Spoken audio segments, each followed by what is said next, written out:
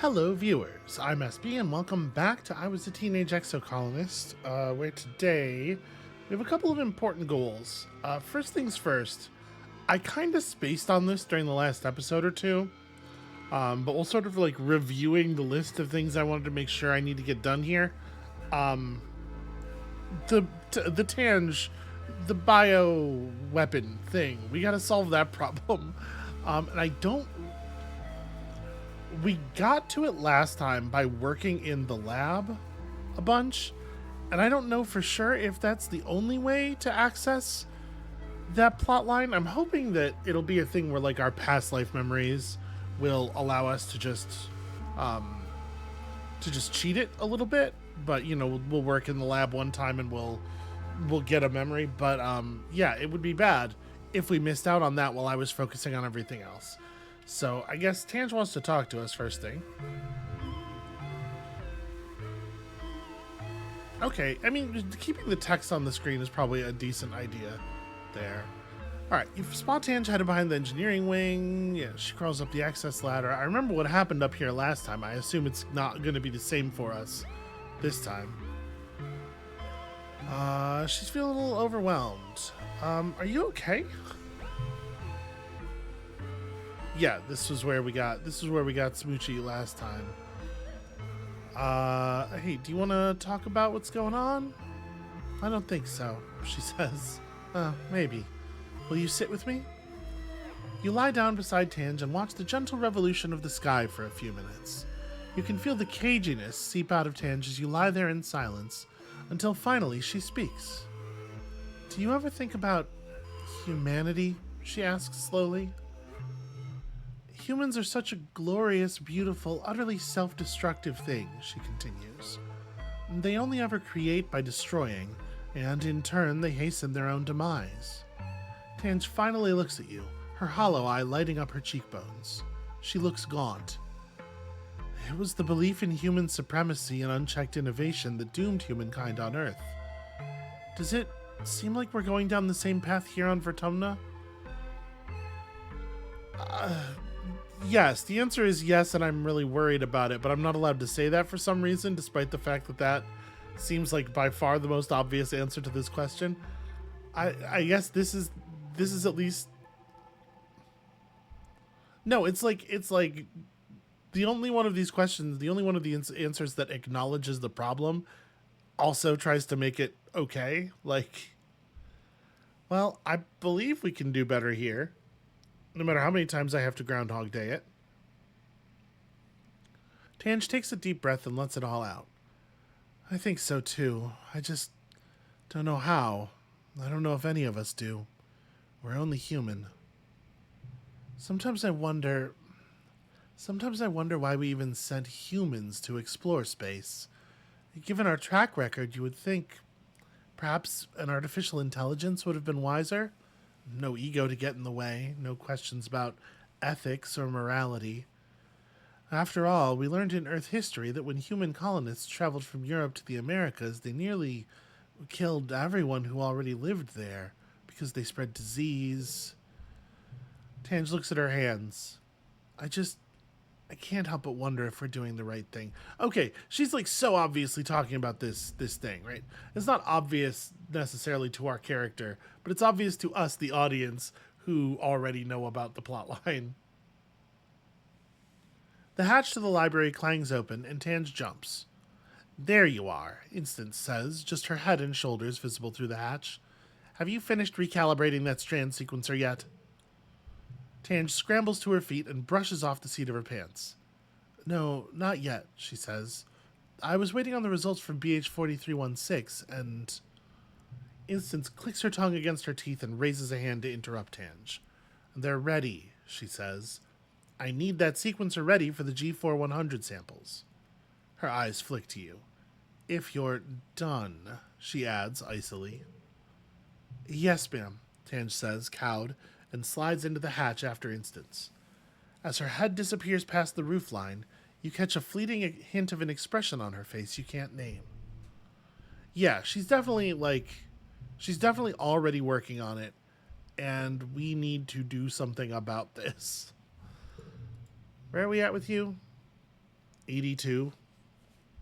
82 is not where I want to be. So we need to... Ooh, mushroom log. Hell yeah. I was going to say, we do need to maybe rest early. I don't really want to rest. The thing is, we absolutely need to get to a... we need to refill our supply of collectibles, right? So that we can be gifting people all the time. This is a tough one. This is a really bad time to become injured. I do not have the empathy to take my shirt off. Sorry, what? 37, okay. Over the years, a lot of people have started wearing a lot less clothing. Rex has really acclimated to Vertumna's hot, sultry weather. Well, I'm not going to tell him to put a shirt on. That seems rude. So I guess I will howl. I guess I will howl in solidarity. I want to take my own shirt off in solidarity. That feels like the thing to do. You wouldn't think you would need this amount of empathy to cover that. What the hell? Flirt with Rex. Mars is flirting with Rex, and whatever. We're about to end up in the weirdest polycule. Oh, Rex. Hold on. I have a log for you. That's not a euphemism. I don't know what it would be a euphemism for. The word log is not. This is not a sexy word. All right. We're getting there. 40. We're building it up quickly. I did not actually give you a gift yet. You and Tammy watch a group of preteen colonists pass by, joking and pushing each other around. Tammy shakes her head sadly. I miss there being babies around, she says, linking her fingers over her stomach. I know why we're all supposed to stay on contraceptives, but... She sighs. Why are we even here if we're not thinking about the next generation? I think people are thinking about the next generation. It's just, I need that little bit of empathy. That little bit of empathy is actually, totally killing us. Here's this crystal I found. It was on the ground. Nomi, would you like a crystal from the ground? Oh, apparently they liked it very much. Okay, yes, we definitely want to encourage Nomi's artistic pursuits. And we established this character did watch Turbo Girl Hyperjet, right? So, stick to the plan. Could you help me with some of the world building? I would love to do that. That sounds great. Didn't we do this before? I think we already had 30 creativity. Neither one of those options had a check mark on it, but... I don't know. Okay, nobody else has any important business for us, so I want to grab a little bit more empathy. I certainly want that other card. But also I feel like we got to get on this. We got to solve this problem. So reasoning 30 to be a tutor. Engineering 50. I mean, we're right at the cusp of the engineering thing, right? Yeah, let's push engineering for right now. Okay. If biology and chemistry are the wet sciences, then engineering must be a dry one. But believe me, this class definitely won't be dry. That's a weird don't wink that makes it sound like an innuendo, buddy. I will also be learning math, physics, computing, robotics, architecture, and astronomy. Tangent raises her hand. Will we also learn about nuclear engineering? Professor Hal nods. Yes, at a beginner level. We'll have an overview of atomic theory, and then take a field trip to the engine rooms to learn how our ship's nuclear reactor works to power the colony. Okay, that sounds kind of like grown-up engineering class, right? Okay, so we can do a 5, so we can do a 6, 7, 8, and then also here's this, and also there's a 12. Also, I found a 12. I just happened to have a 12. Is that really not the best? There was a 3. Okay, I missed the best hand by 3 entire points. Did that get me to 30? Yeah. Oh, birthday! The Vertumnan Youth Ball. Mars is organizing it. You get an embossed invitation on real paper slipped under your door. And I happen to notice that it's around my birthday. That feels like Mars maybe like influencing things. This feels very sweet. Anyway, we party. This character is maybe a little bit more. I wish he wouldn't stand like that. It's just. Alright. So yeah, it's a party, right? It's a dance. We saw this before. I wonder if maybe this character is a little bit more dancey. We're definitely a little more performy with this character. I'm going to choose to dance. You, Rex, and Mars take to the dance floor. After a while, Anemone follows, pulling Vase behind her. You all dance until it feels like your heart is going to burst. From excitement, from exertion, and from the sheer joy of throwing yourself around the room with your friends. Nomi, who's playing DJ with Congruence, spins up something a lot slower, more romantic. Grab a partner and pull them in close, they announce dreamily, or whatever distance you both feel comfortable with. Everyone giggles awkwardly and shuffles around, feeling the intangible friction of teenage politics. Who dances with whom? Who makes the first move? I can't imagine Dis is here, and also Mars, I think, might get a little cross if I didn't, you know.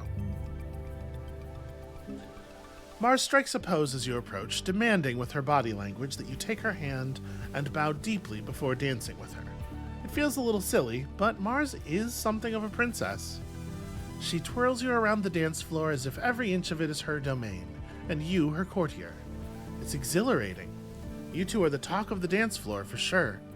You narrowly avoid bumping into Anemone and Vase, who have stopped dancing and skipped directly to sucking face. Mars rolls her eyes and chides them to get a room. OMG. Different rules for different people, Mars has. Okay. Right. Lum is delivering some big, ugly speech. I grumble and hiss. I do not like you. Okay, all eligible fighters to join squads, massing and expeditions, get out there and attack those monsters where they live. Is this character just as angry? So, like, the other character I feel like had much more of a connection to the wildlife. Here, I just think... I think I'm more scared. I think this character is more scared because, like, this is less about the indignity... This is less indignance about the evil being done out there and more concern about how that evil is going to turn in here. You find Tammy hiding in the kitchen, looking like she'd curl up under the counters if she could still fit under there. She reaches out to you and holds your hand, the other stemming a tide of wet sobs. It's horrible, she manages to say. What if people get hurt? What if people die? This planet already took my dad. I don't want anyone else to die. The party fizzles out as everyone drifts away from the lounge. You return to find your parents have stayed up to make sure you got home safe. They've never done that before. You've always been told the colony was safe. Now you see their grim expressions, and you know that time is over. Yeah, it's funny how the people who crow nonstop about defense are always the ones that society needs defending from. So what, we just have some crystals, right? I mean, our relationship with Nomi could use some work. We'll keep gifting clusters to Nomi for the moment. I do need to get back outside, but I also... Let's get this engineering perk, right? And hopefully have an encounter with Tange that allows us to... Okay. Can we hack the hollow palms? Of course we can hack the hollow palms. I'm gonna download my own mod. Which module do you choose? Which one makes more sense for this character? I don't know that any of these actually, something to help find lost objects? Okay, cool. 2 points of organizing, just what we needed. All right, a +3 bonus to pairs is fun. I mean, I'm not gonna make use of it really. We're gonna play a pair of 6s, I suppose. Yep, good enough for me. What if we just played all the cards that have the big numbers on them? Alright, there's my engineering perk.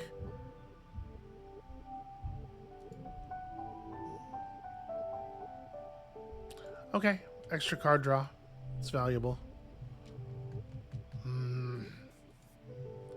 Darn it, I really need...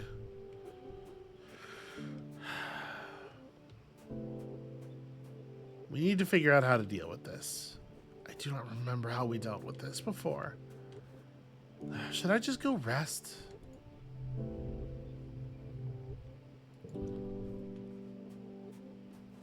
I really want to be able to do expeditions, and I'm trying to be efficient here. Maybe we go get the last persuasion perk, then we rest, then we go out? Because, like, I absolutely need to be able to go out. Yeah. Alright, let's get the persuasion perk. Let's see what it is, at least. So this is engineering and toughness. This is... All of the persuasion stuff just gains organizing, right? Well, we'll assist the governor. It's fine. Being Lum's assistant isn't the glamorous life of political intrigue you were hoping for. He's more of a soldier than a politician, and even then, he's not much of a soldier either. If he notices that people mock him, he doesn't seem to care. It almost makes him more boastful, like he thinks the sole duty of governor is to soak up as much attention and power and wield it whenever and however he likes. Yeah, the kind of people who want to be governors feels like that is a common view among them. Whenever he's questioned on something, he unleashes such a torrent of bravado and barely veiled threats that it's impossible to make your own point, and then he just pushes through what he wanted to do anyway. It's infuriating. Given that the colony's governance was based around the idea of communication and empathy, no one seems to know how to contain him. As for the Helios, they seem to have their own ways to get around him. They're grateful he's gotten into politics, because that means your older and more experienced security chief Rhett makes all but the largest military decisions. In fact, you think some of them enjoy that he's such a moron because they hope the colony fails. They think he's entertaining. Mars is responsible for producing his social media content, which he considers an important part of his brand. They mostly consist of powerful sounding but ultimately empty speeches about how great the colony is doing and how proud everyone should be of their really, truly great work. Just fantastic, really. Usually while carrying a log of mushwood so he looks super strong. You and Mars are huddled in command, trying to avoid his attention while Mars scrolls through Lum's selfie roll, trying to pick the best one for social media. As a political strategy, it's not unheard of, she mutters. Plenty of Earth dictators used it. I just can't tell if it's his official strategy or if he really is this vain.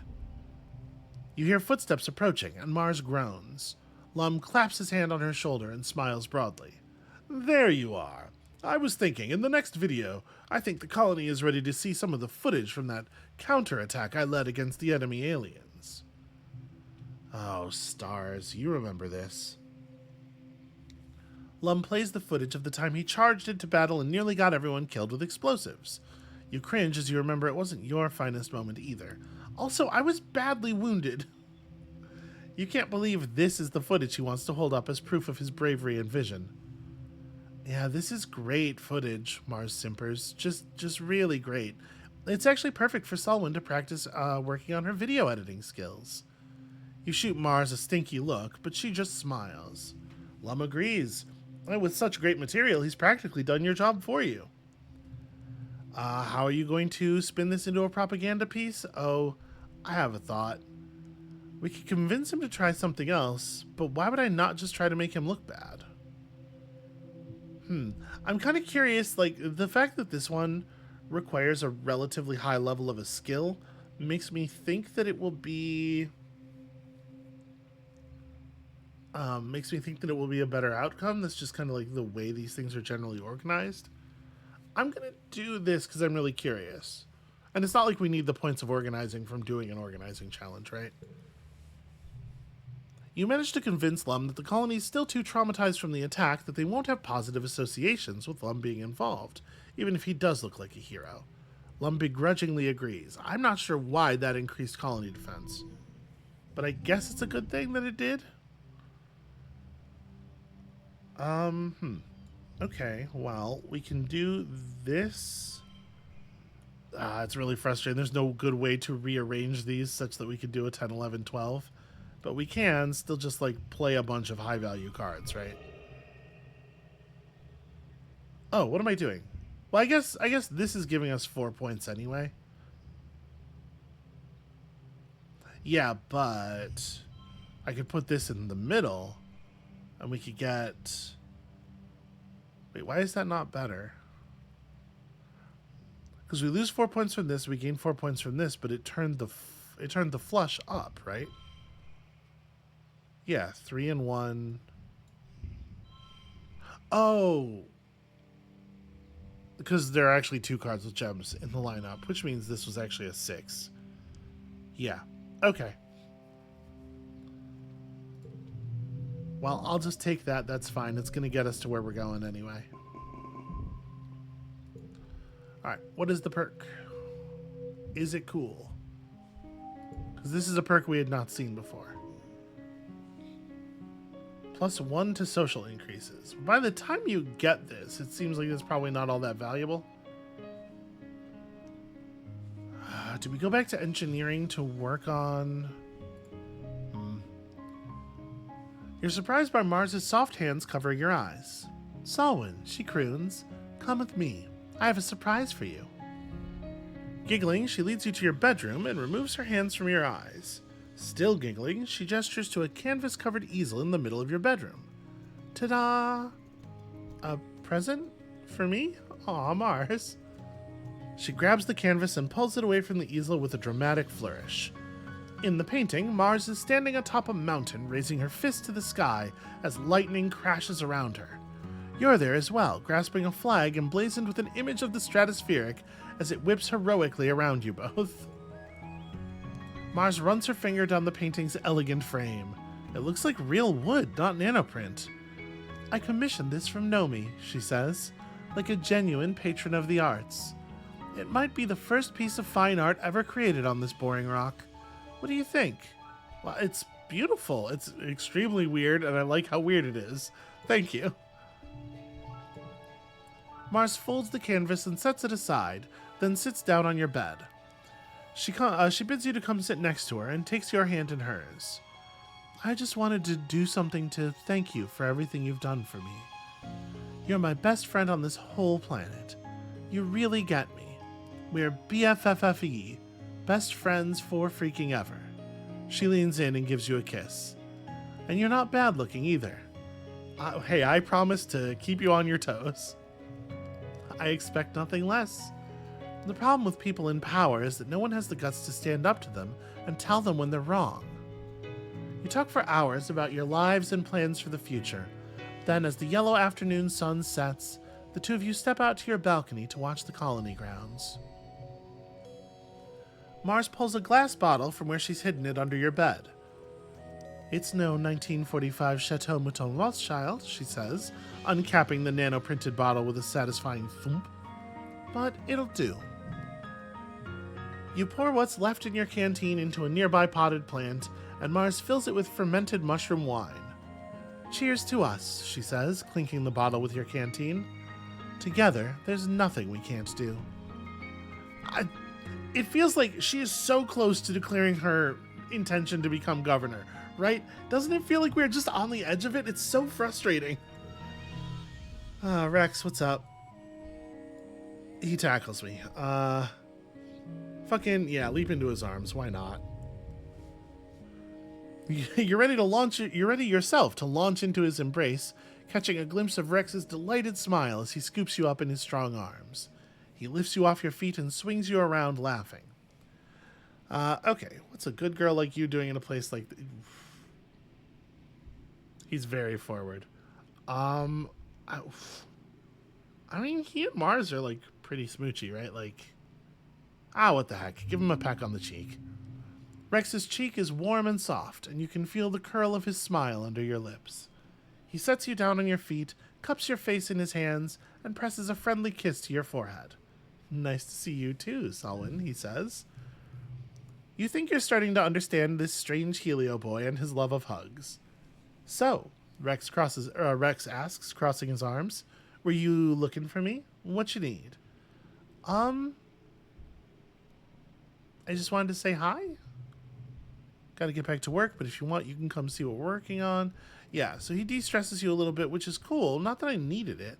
And again, I do kind of need to rest. Bloody hell. We just picked up Enlightened.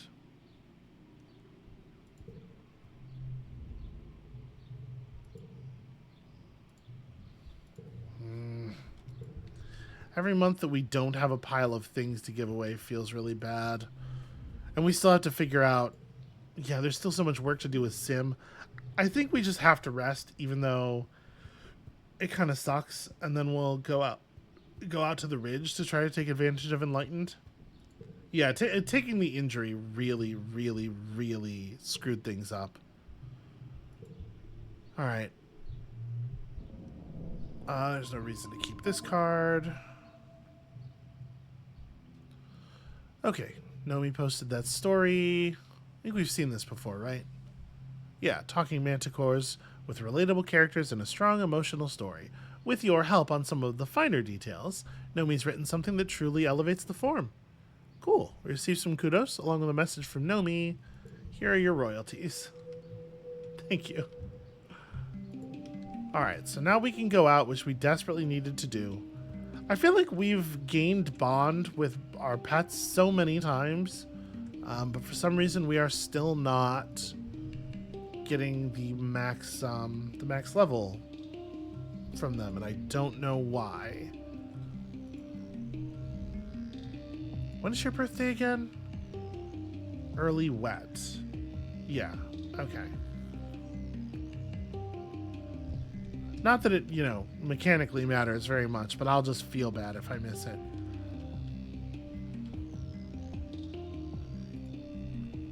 Okay, let's go take advantage of this stuff out in the ridge. We probably still have some encounters, some important encounters to have in the ridge as well. Why do we need to kill them? I mean, but like, this character's a little bit less. Why do we need to kill them? We definitely have more of a combat feeling. Sure, I'd love to hunt. Need to make sure you know the basics. Vase has brought out a Vriki that I guess we're supposed to fight. I'm going to analyze it with all my animal skill. That's what I'm thinking. Wow, that's a pretty good card to get locked in. So it's going to be a 7. It's going to be a 6 when we finish this sequence, which is unfortunate because I can't put a 7 down next to it. This will also be a 6. And then... I mean, I could just do this, right? We just play cards. If I'm not matching things... Yeah. I'll just take 21 points. We'll figure it out from there. So this is going to end up being... It's going to end up being a 7 this time.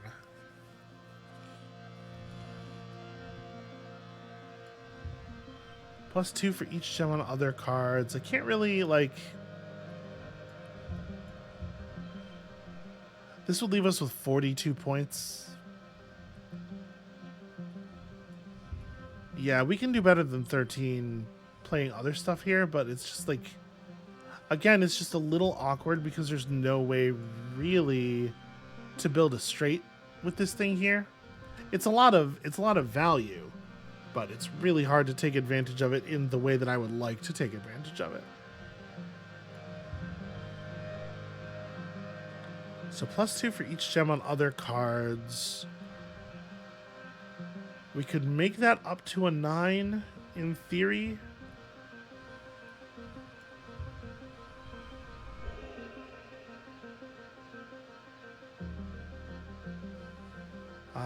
So this would be 8 points because we'd be adding we'd be getting the flush. So it is better to just play the 9. And actually, yeah, the 9 gives us... Oh, the 9 gives us a little straight. We did it. I can't believe that's not a super goal. You studied the creature for a long time. It looks nervous, skittering from side to side and making a clicking noise.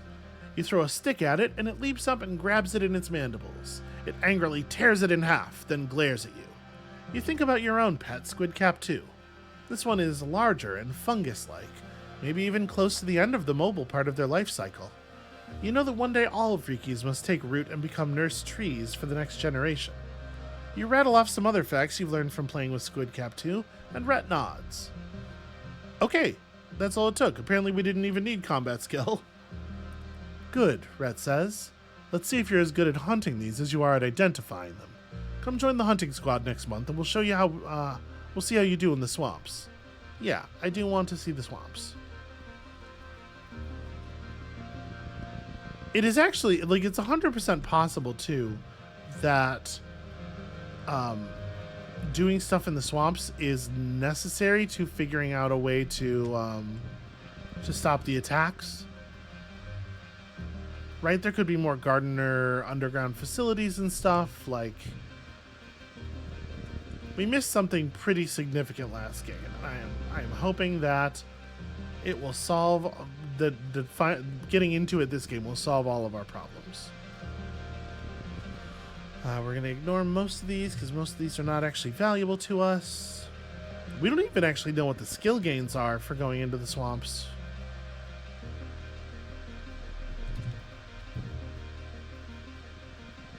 Is Sim out here? Sim is... Yes, here he is. Okay. It's Sim and he's running. He rushes past you. It becomes clear you don't have a hope of finding Sim when he doesn't want to be found. Then we run into Utopia. Who the hell was that? She demands. Who? I didn't see anyone. Okay, he wants the holodiscs. Yeah, I'll do it. I will bring you our culture. But I have a few questions. And he says, yeah, I'll totally answer those. Believe me. All right. We'll do the thumper if we see the thumper, and aside from that, I think we just kind of go to the end. I want to preserve a lot of room under our stress ceiling for going to the swamps next month, which is a thing I absolutely intend to do. And then we're gonna have Vertumnalia right afterward, or is this? At some point, you stop getting Vertumnalia, right? But I don't think Lum made the announcement that the last one was the last one. All right, take the engineering challenge. One card gets +2. Okay, well, I definitely want to land this. This is better when played earlier. I feel like we kind of just want to... Only 20. Okay.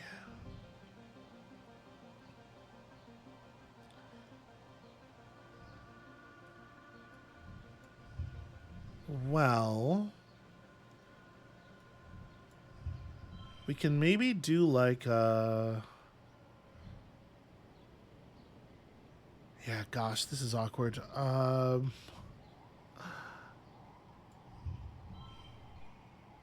So we can make a 5. We can make a...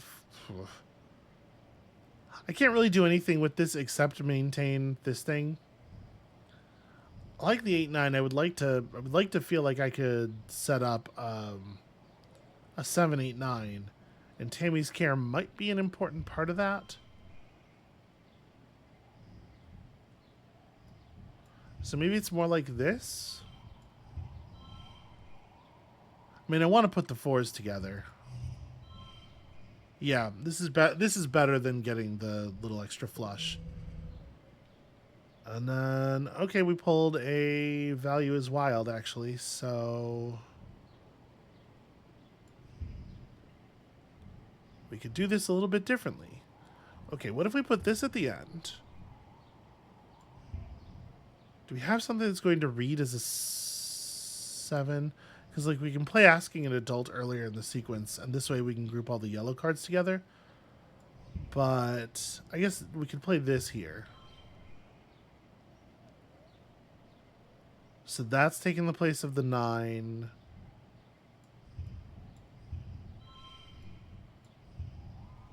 Right, like, that's okay. Seven. No, that's the nine. Yeah, why did I think I needed an 8 here? The problem is if we don't play this here, we need a 7 for this space, which we can't get because of the card gets +2. It's a very awkwardly placed bonus.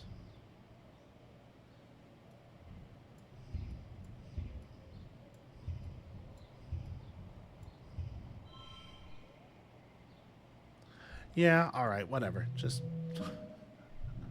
take the win. Try to dial in a slightly better win. All right, a little bit of engineering skill. Still valuable, still appropriate. I wonder, man, is the problem... No, the problem wouldn't be a lack of biology. We have a ton of biology. It doesn't feel like it this game. It definitely doesn't feel like I put in the work for it. It just sort of happened. All right, a couple more collectibles, and let's do this. Okay, check out the pyramid, look at the thumpers, investigate all the other buildings, and here's the place where you have to walk inside. Okay, fortunately it's a yellow challenge. Gosh, am I about to spend putting on... I mean, this is actually a pretty good start, right? Yeah. It's weird to run out of yellow cards so fast, though. So +1 for each gem on other cards is actually maybe pretty live here.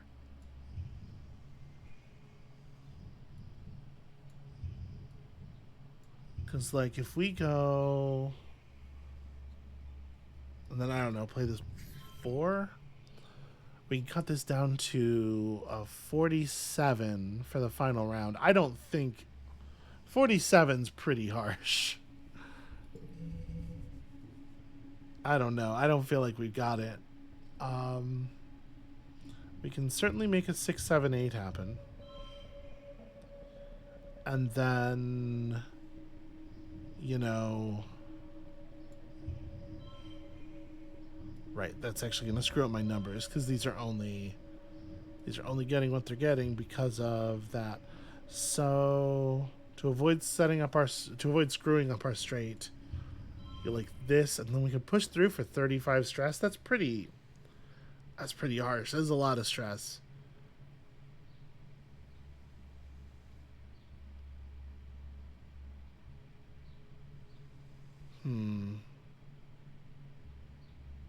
Okay, hold on. What if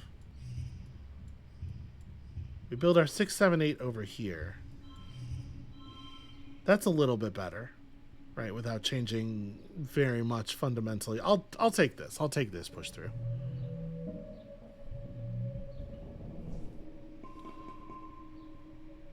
Okay, actually pretty close to another bravery up. All right. So we're inside. I'm gonna grab the 2 interface sticks. Whoa, whoa, whoa, whoa. This is how we touch the array, right? Yeah, we reach into the array. Okay, we had done this before, so we gained some more engineering. Sims requests that you not interface with the array without him. Echoes in your mind, but you're already doing it. Too bad. Alright, the overseer sees us there. We get kicked out. You decide to call it a day. Your arms feel all tingly and weak from getting electrocuted, and your heart is still thumping a mile a minute. And we're going to bounce to preserve our stress so that we can go and check out the swamps. But we got a good amount of engineering from that. And we actually managed to get some pickups. What's up, Dis? How you doing, buddy? How you managing?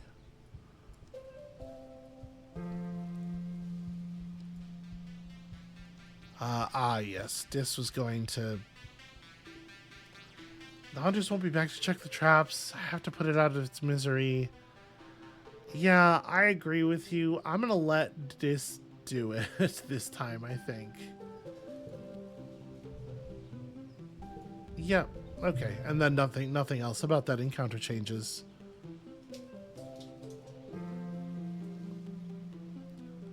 We're all going to end up like this in the end. There's no use denying it and letting the fear of it control our actions. Buddy, the thing is, I don't want to die. Do you think I want to die? Dis asks, looking up at you. Because I don't. It's not like I'm out there throwing myself off cliffs, but it's not something I let control me. He smiles, genuinely. And because I don't fear death, I do so much more living. You should try it sometime. Okay, judgy. Yeah, if I'm trapped here, just let me go. You know what? I promise. I am on your side, Dis, even if I don't always understand you. And then he gives us his Unisaur horn necklace and a better version of his card. Thank you, it's beautiful. Okay. So yeah, we're getting to the apex of our relationships with some people. I feel like I still need to push a little bit with Tange. Here, flower. Flower is good. We have flower. Now you have flower.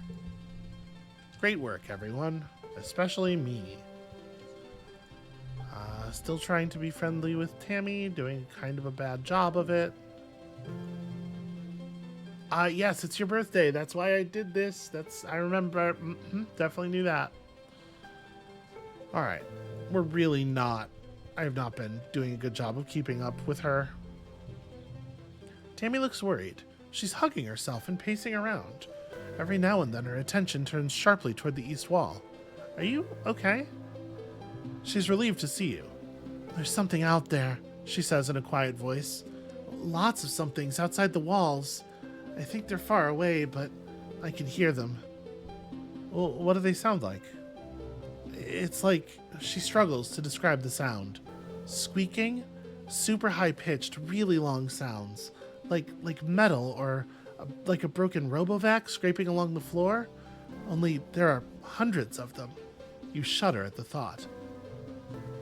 My dad said he picked these ears as my augmentation to keep me safe. His were the same, but they couldn't keep him safe.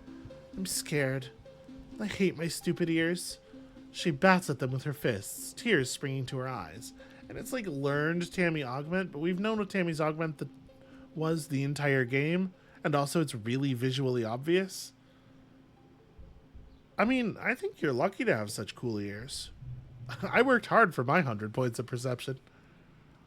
She lets you lean in close for a good look at her enormous elf-like ears. Really? You think so? You wonder what it must be like to have such sensitive hearing. Can she hear the grass growing? Can she hear your heartbeat? I have an idea. You ask if she's considered noise-canceling sound. The subdermal jawbone conducting hearspeak for her hollow palm could be calibrated to dampen or block out certain frequencies. She takes a moment to parse what you're saying. Oh, wow. I've never thought of that. I'll try it.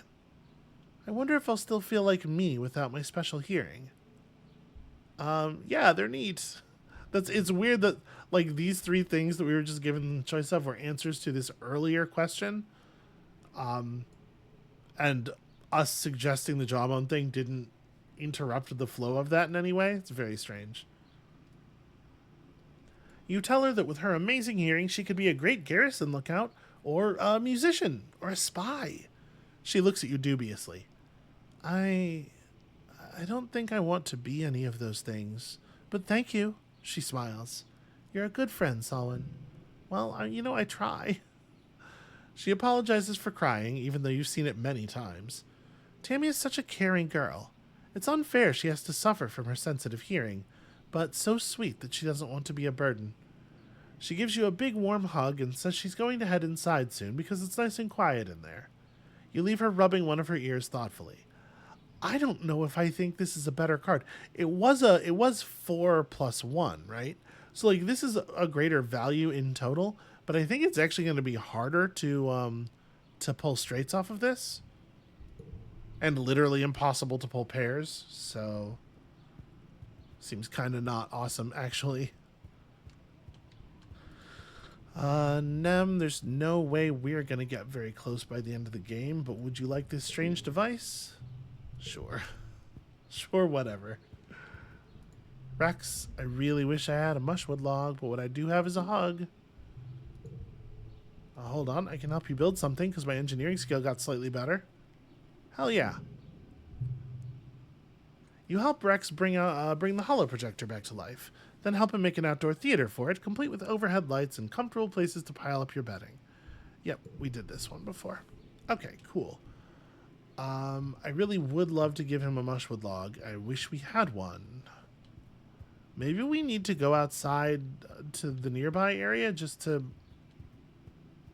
collect mushwood, because we are short. Did we max out with this? We did. Okay, cool. And Nomi's not out here. Did I miss Nomi? Where are they? I just ran right past them. I found these crystal clusters. Okay, wait. Nomi wants to do stuff. Usual spot in the lounge. They're curled up with their arms around a giant plushy creature and seem to be scrolling listlessly through the movies. You find anything good? No, hey, are you okay? I'm kind of checking on her directly. I finished all of Maid Stalker Ares and it ended on a cliffhanger. They tip over onto their side, clutching their plushie to their chest in anguish. They are very dramatic. Oh yeah, that's right. The show, we didn't get the season finale. Well, you know what? Maybe we could just make up a new ending. Nomi wipes their eyes and looks up at you hopefully. Really? They ask. You do that with me? Sure. Tell me all about Maid Stalker Ares. There's no way this series sounds terrible. Nomi launches into a full summary, including everything down to the blood types and astrological signs of the characters, because it's anime. It's a lot to handle, but the two of you come up with a pretty good fan script for the missing episode. And then Aries and Sagittarius embrace just as the light from the interstellar portal engulfs them, and the camera pans back to a ghostly image of Gemini's face smiling down at them from the spirit realm. Nomi claps their hands excitedly. It's perfect, they exclaim. So much better than just leaving it right before the climactic battle with the Agents of the Stars. They smooth down the fur on their plushie with a thoughtful look. Thanks, Salwyn, they say. I was feeling so bummed about the cliffhanger because it just reminded me that even though everything ends, sometimes it's a lot earlier than you can handle. And when I got here, I remember looking at your huge media library and thinking, wow, Galactic, I'm never going to run out of things to watch. It felt like the whole world was still ahead of me, ready to be discovered. Nomi digs their fingers into their plushie. And now it feels like everything's just on fire all the time, and everyone's always on my case about how I need to grow up. What's so bad about being innocent? Why does everything have to be so grim all the time? Well, listen, there'll be more good experiences. Things won't always be on fire. Nomi nods, their chin wobbling as they try to keep it together. Yeah, they say, tipping their head up to the ceiling and trying to put on a brave smile. That's a good way of looking at it, Solomon. How is that plus loyalty? The loyalty rebellion system is completely arbitrary. I do not like it. I do not like the way it functions at all. We have 289 kudos. Do I want to go to the spa? We could maybe do like a little bit of shaping.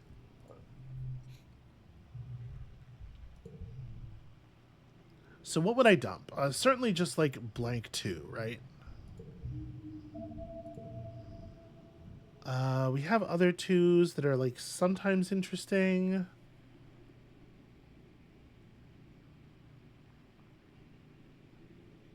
Three with a gem on it is like probably fine. We have enough red cards that the bush bub dance has actually gotten a little bit better. 2 with a gem on it is like pushing it. Honestly, the shimmer cure, we're doing okay for the last few challenges. I'm just thinking we're probably like stepping into a more difficult area here, but I guess let's just go see. Let's go see and we'll worry about it after. And hopefully this swamp is full of mushwood.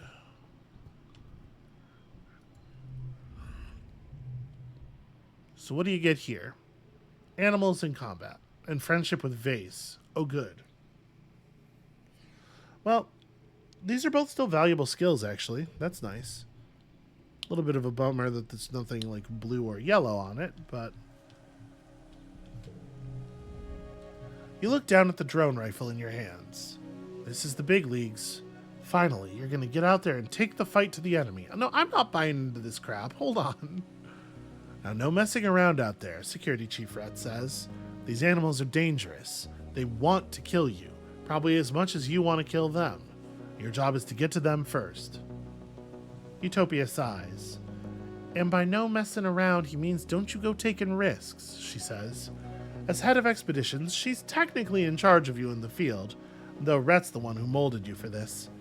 There'll always be animals out there. You're a lot harder to replace. And if you take down anything edible, she adds, tag it for reclamation so as we can bring it back to the colony. Vase is practically humming with excitement beside you. Rhett pairs you up to head out together, and Vase sighs. I don't need a buddy, he grumbles. No offense, Salwyn, but you'll only hold me back. Rhett shakes his head.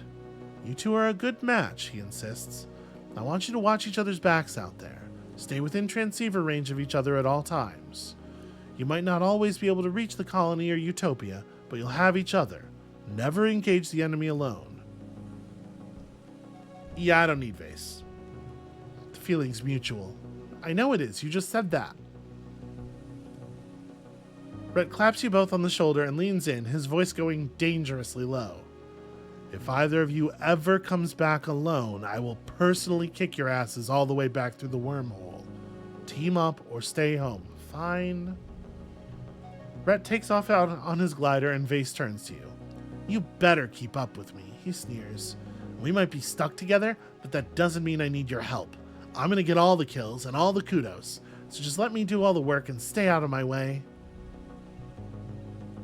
Now, the subaqueous swamps are especially dangerous, Utopia says. Something in the air makes the beasties here all kinds of fickle.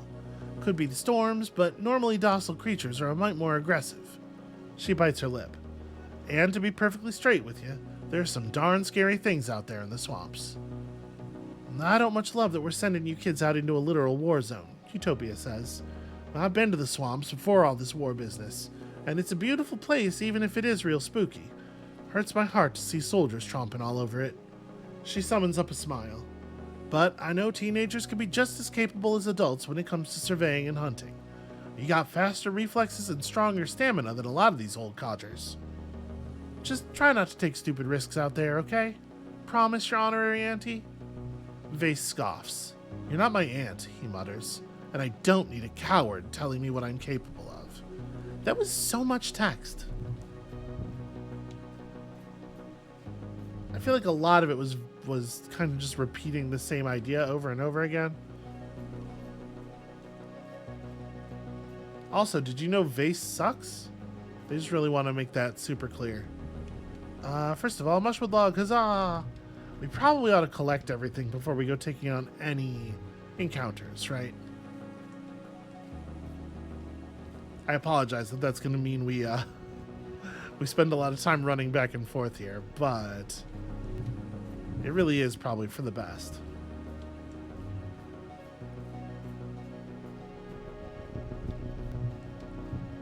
Alright, more Mushwood Logs. We're just going to give all of these to Rex, so it'd be nice to be able to stock up a little.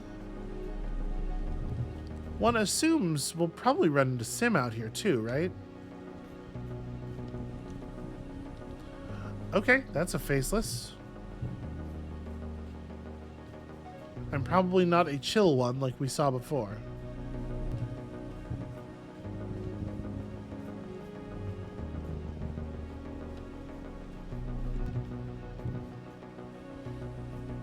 This place is a good source of eggs and bobber fruit, both of which are a little hard to come by otherwise. This is actually a really nice set of collectibles. Okay, let's go back. We haven't seen any of the events here, so we probably should try a bunch of them, even if they're unlikely to, have super valuable outcomes for us. But we'll try to save enough stress to run over and do the yellow event at the end. And I guess you don't run into Sim out here, which is pretty weird. It's not behind this rock, is he? I mean, I guess there's really no way to tell.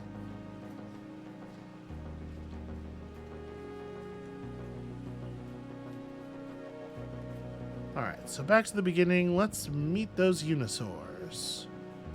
Did I... Okay, yeah, this is the Hop-Eye.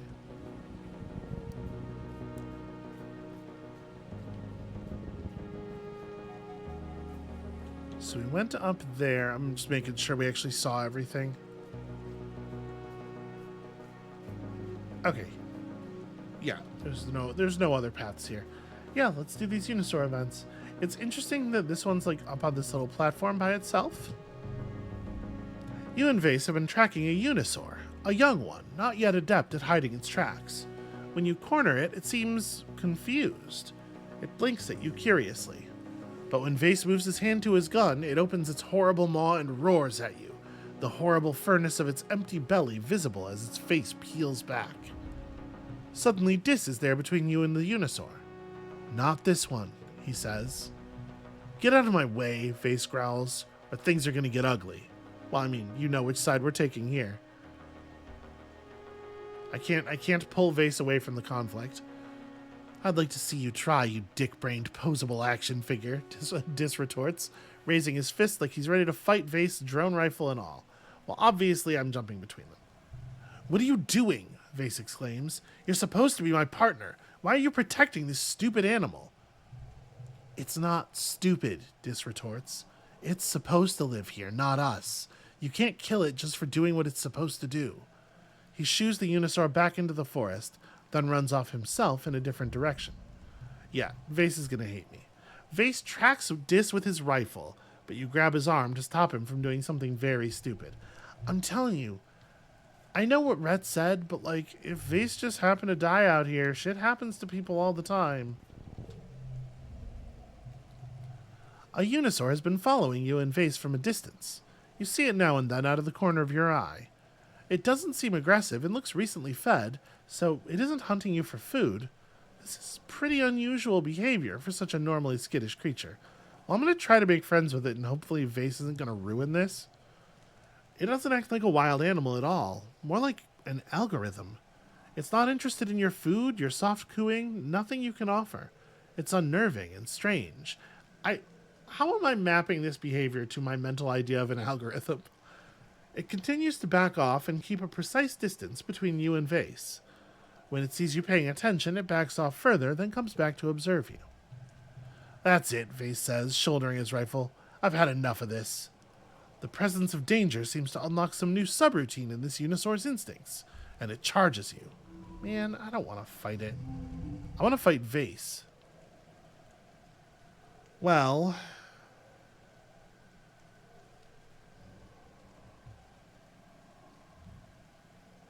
we can't quite make a straight, right?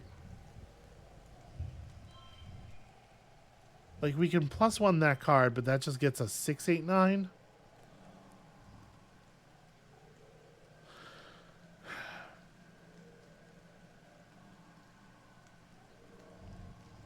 I could throw a +1 on it. You know what? I think I'm going to. We have a lot of yellow flowers and a lot of bobber fruits. I'm going to throw the bobber fruit on here. It'll stay red because of the slot. And yeah, we'll take 33 for the start. Maybe I didn't need to do that. I don't know. Probably, it doesn't really matter. Card becomes physical red. I can't make a 6 happen here, can I? Not really. I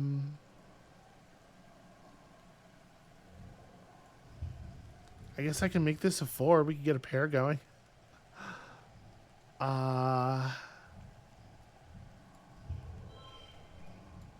But yeah, we can't quite get a straight out of it. I think I'm okay with this, leaving 40 into the final thing. So we start with a 10. We can pair some 9s over here. This is awkward. Telling a gentle tale is actually kind of awkward to use here. Whatever, this is good enough. Yeah, I'll take it. This is definitely not the cleanest way to do this. Yeah, there was a 48. Whatever. It's good enough. It doesn't even defend itself. Bizarre.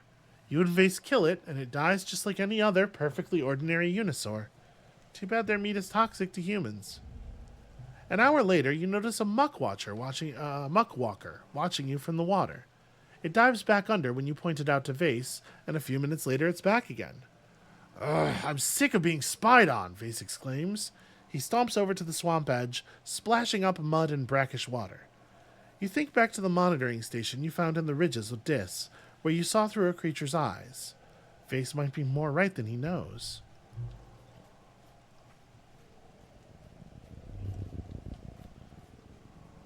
Is that... Hold on. Is that a mass that's... Oh, no, that's where you come from. Right. I was going to say, is that a landmass we skipped? So I probably want to do... If we keep doing the animal nodes, we can probably max out our animal skill. Not like this run, but you know. There's a different variety of bushbub here in the swamps. Slimy, smooth-featured, and gloopy, just like the rest of the foliage. They seem just as slow, but suspiciously intelligent as their dry biome cousins. You come across one of their little shrines and find their well-worn paths in the loamy soil. While you're inspecting the shrine, you hear a blurbling, groaning noise. And Vase smacks you with the butt of his rifle to get your attention. I hate this kid. Barreling down on you from different directions on the path are two goop-faced bushbub sentries, calling out to each other as if they've been lying in wait. They attack. Goop-face is harsh. That feels judgmental. Alright. Mom's Love is pretty good here. Do we want to go... I mean, do we want to just 666? Feels like an okay start. Alright, we could go blue cards all the way across on this one. So that's going to be a 7. This is going to be a 4, unfortunately. Yeah, I mean, that's fine. And then 4, 6, 9, 13. I guess I can make this an 11 if I wanted. Does that make sense? Do we go like 11 value is wild 13? And then also, I don't know, make this a 7. Why not? Yeah, that's fine.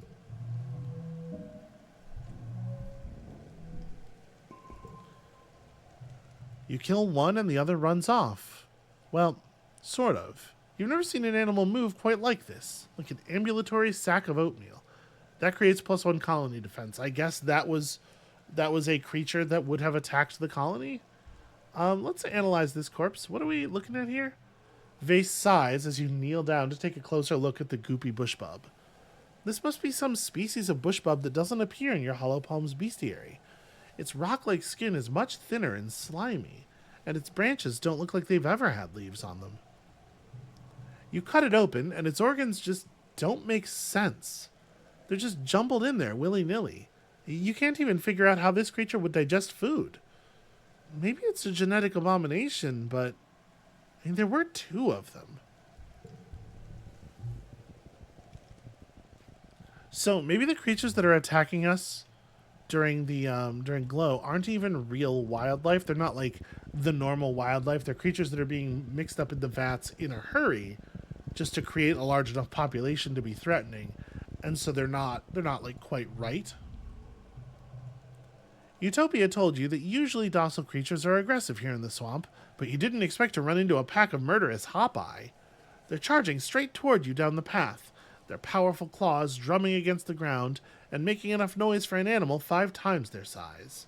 Vase raises his rifle and prepares to fire. What if we just stepped out of their way? You grab Vase and haul him off the path into the trees. The Hopeyes run right past you. They look exhausted, practically frothing at the mouth. You notice they're headed in the direction of your colony and wonder if you should have stopped them.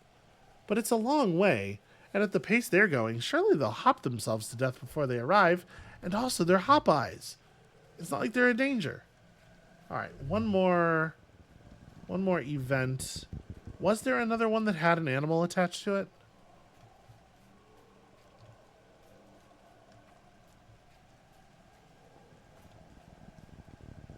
Well, I guess this technically counts. Yeah, alright. Despite being told to watch your back, Vase has gone off ahead and probably found something to kill indiscriminately. To add insult to more insult, he's left you with his heavy pack, like you're just here to carry his stuff. You huff and sling the pack on your shoulder, trying to follow Vase's tracks in the soggy ground. Your holopalm transceiver tells you he can't have gone far. You're so absorbed in tracking Vase that you don't notice something tracking you. It steps out from under the bow of a gloop willow and blocks your path. There's something deeply unsettling about it. It's some sort of chimeric beast on its bottom half, wrapped in tattered strips of flesh, though from torso up it looks almost humanoid, complete with stars. Is it holding a weapon? Most upsetting is how its collarbone seems to unzip in a chaotic, fleshy mass of teeth, revealing a neck of glistening sinew and muscle. Its insectoid face seems to truly see you, a shrewd intelligence in its milky eyes. It, or they, speak. I am Noctilucent, a gardener. Their voice is rough and wheezy, and they struggle to form the words as if their larynx was not designed for language. They take a deep, raspy breath. I can do a little raspier. You are associate to the divergent process symbiosis. You are vermin, a weed. You do not belong in the garden. Wait, they know Sim? You bravely raise your eyes to their face, cataloging the ways you see the seed of Sim's slightly inhuman features staring back at you. Their hair is a bit like Sim's as well, as if it's actually alive somehow, waving in a wind that isn't there. Whatever they are, they wait patiently for your response. The delicate petal-shaped weapon in their hands hums ominously. Okay, yeah, maybe you do need to be able to access the swamps to find some kind of peaceful solution, if this is a place you can come to speak directly to Noctilucent. I don't know what is meant by I'm on your side. And we do basically know why it's trying to kill us. I feel like it's not going to respond very well to we come in peace. Right? They're just gonna shout at me about how that's clearly not what we're doing. You know what? We come in peace. They laugh, you think. That's more like a crunching sound. It makes the hair on the back of your neck stand up. They seem to have exhausted their ability to maintain small talk with you. They continue regarding you, studying you. You try to look around them for Vase, but you realize that if they're anything like Sim, they've orchestrated this meeting with you alone. They point the weapon at you and say, Gun, you understand. I can kill you. I feel like attacking Noctilucent in this moment is just going to prove to them that they are right about us. Are you going to? Noctilucent pauses. No, they respond. Then, maybe. Look, we don't have to fight. We can just coexist. I'm actually all wired for persuasion. Cards with gems are wild. Does that mean... It probably just means wild color, not wild value. Okay, well, my stress is actually high enough that Rex's hug is turned on.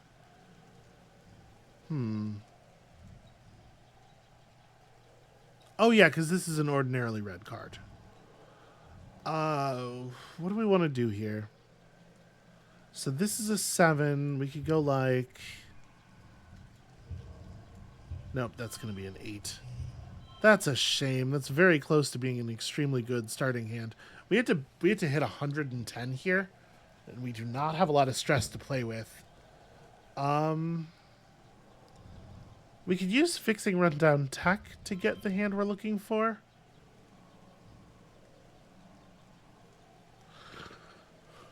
I don't know. It's okay, I guess. I think I'm going to go ahead and play this anyway. I mean, do we want to play a 6, 7, 8? Hold on to this and do like... Do that? Yeah, that probably makes sense. Okay. Dad's Love. Good draw. Probably want to try to hold on to as many yellow cards as we can here. The thing is, like, double potent brew and this and that is very compelling. Yeah, let's take that. We just have to hit 42 here. We can almost certainly do that. So we're going to end up with a weird set of cards here. Sure, pair of 11s. Obviously, I saw that coming. Thanks, Rex. Well, we absolutely obliterated the persuasion challenge. Maybe we'll solve the problem right here. Something in the tone of your voice makes Noctilucent lower their weapon.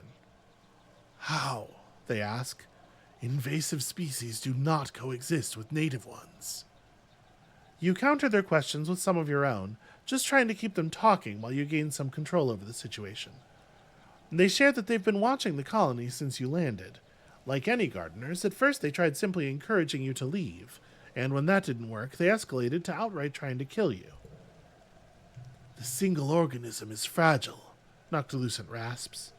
Many together are resilient. They narrow their eyes. Adaptable. Destructive. They gesture with the gun. The human hand is adaptable, they say, flexing a creepily human-looking hand. For gripping, like this weapon. But human technology, they continue disdainfully, looking at the flower-shaped barrel, which isn't all that different from the rifle slung over your own shoulder. To you, everything is war. Eventually, Noctilucent's head jerks toward the forest, tracking the sound of Vase returning. They turn and disappear back into the trees, just in time for Vase to catch up. Where have you been? Vase says. If you can't keep up, just stay home. So, not all gardeners are friendly. I am not there's no way that this is going to be a useful thing to do. Just stay quiet. You shove Vase's heavy pack at him and tell him not to leave your sight.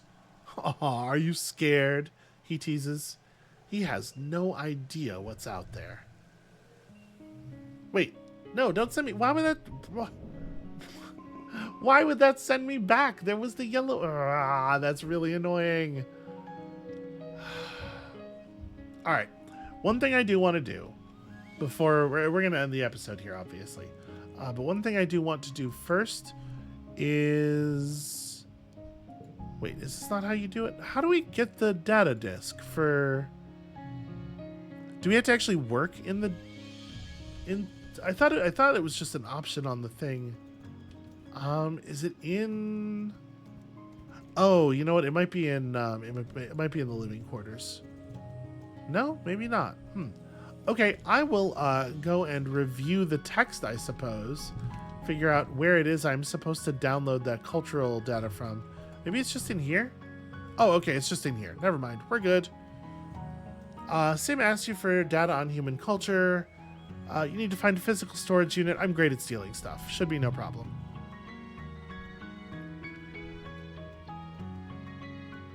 Okay, Congruent seems amused. She didn't sound an alarm, although you know you shouldn't be in here. But she asks in a neutral voice, what are you doing in here, Selwyn? I needed this hollow unit for school? You casually take it back out of your pocket and present it to her. You tell her Professor Hal told you to come get one and put some data on it. You're studying old Earth media and humanities. Congruence actually believes you, you think. It's hard to tell, since she has complete control over her facial expression. As you leave, you realize the hole in your story. Why would you need it on a physical drive instead of just watching it on your holopalm? Congruence must have seen through your ruse, but I guess deemed it harmless? Well, at least you're done. Okay, because I'm very worried that I would have forgotten to do that if we had, if I had just jumped to the next episode. Okay, we're loaded down with gifts for people. We had a very meaningful encounter. We got completely fucking robbed of our ability to do the other meaningful encounter, and I'm actually really annoyed about how that works. But fine, it's too late to do anything about it now. That's going to be it for us for today. Thank you all so much for watching. When y'all return next time, We still have so many problems that we didn't really solve anything today, but we had a productive conversation with Noctilucent. Maybe that's leading in a good direction. We have to hope, I guess. And we'll see you then.